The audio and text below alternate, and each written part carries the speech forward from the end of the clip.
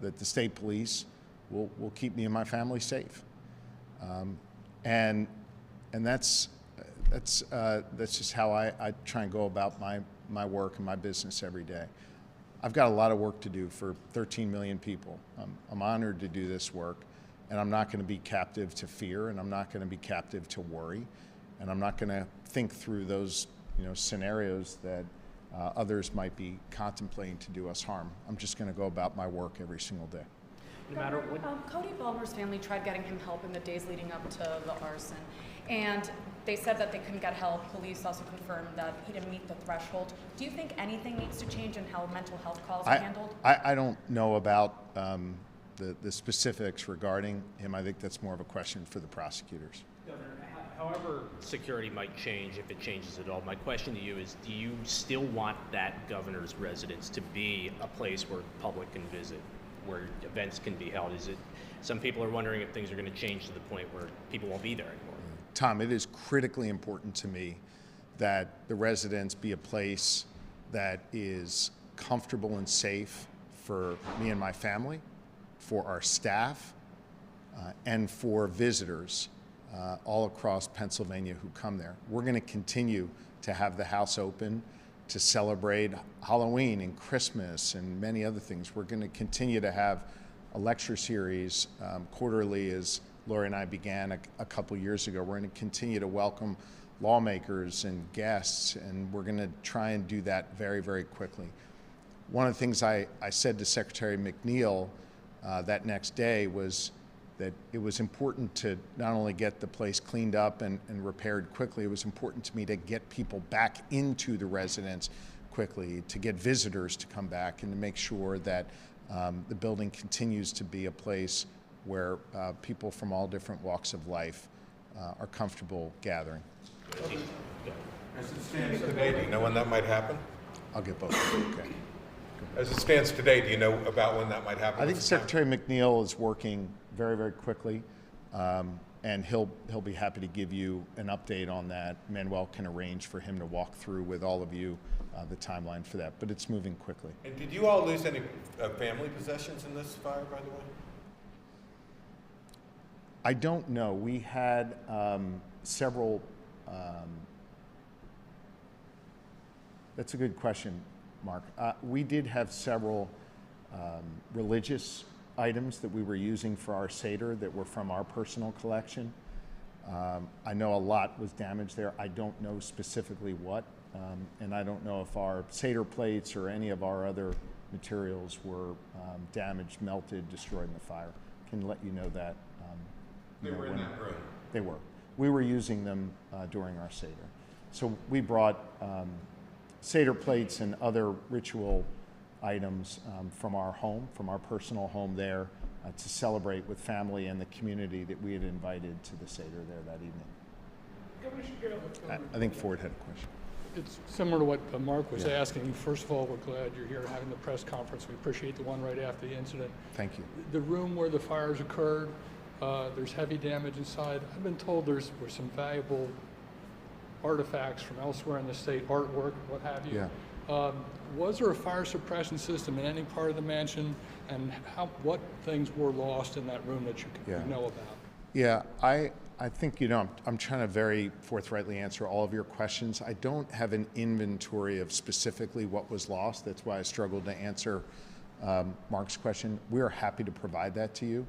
In the state dining room and the state dining room reception room and the state dining room welcome area, there were many artifacts, many pieces that were on loan from the State Museum.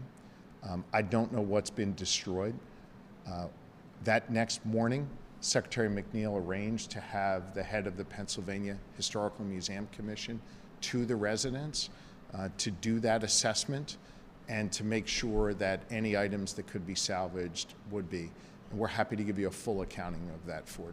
Governor, the Harrisburg Fire Chief said yesterday that Brian and I encountered your family, and he was hoping that encounter would help you see how important fire services are and perhaps for funding.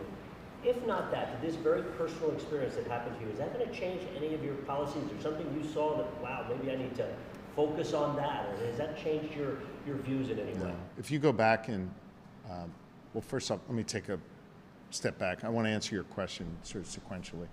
Throughout my entire career, I have been a strong supporter of our firefighters and fire services, both in terms of policies that I support, that we pass, that I fix my name on into law, whether it's the cancer presumption law of the last session or the historic funding I proposed in my budget just a few months ago for our firefighters.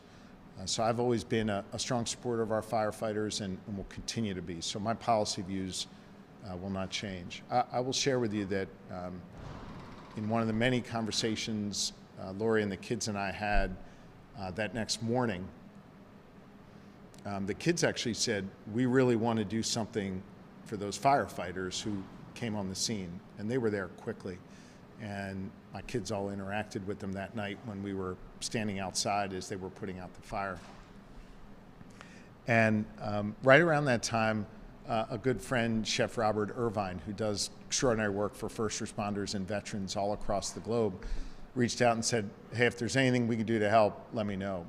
So tomorrow, or Thursday, tomorrow I think, Lori and the kids and I are going to be with Chef Irvine serving lunch to all of the firefighters from the Harrisburg Bureau of Fire as a way to not only thank them for what they did for our family this weekend and what they did at the governor's residence, but for what they do every single day to serve our community.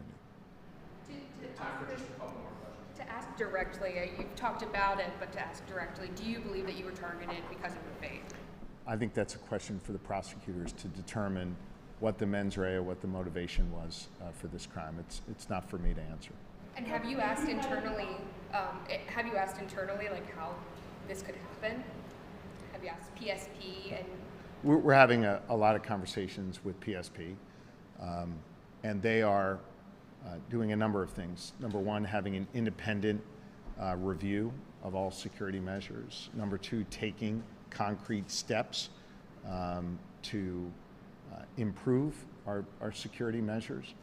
And I have confidence that they will both learn from this, make the changes that need to be made to keep my family and the Davis family safe, and that we'll be stronger going forward.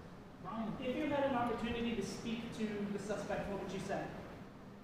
I really haven't thought about that, and I trust he'll be prosecuted to the fullest extent of the law, as District Attorney Chardo has said. Do one more here. Brian, The question of the fire suppression, I'm not sure if you answered, I'm sorry. Oh. I was going to ask about the fire suppression. So, I'm sorry, I didn't answer that. Your question was? Was there a fire suppression system, not just in the room with the artwork, but the entire? I don't know, but Secretary McNeil can provide all of that for you. Okay. I was going to ask about Brian Interline said that having a fire suppression system or a sprinkler system in place would have extinguished that. Yeah. Is that going to be part of the upgrades or like the rebuilding? Secretary McNeil can answer all of those questions for you relative to the systems that were in place in the residence and what changes will be made going forward. And I'm sure Manuel can make the Secretary available to all of you later today or tomorrow to answer those questions.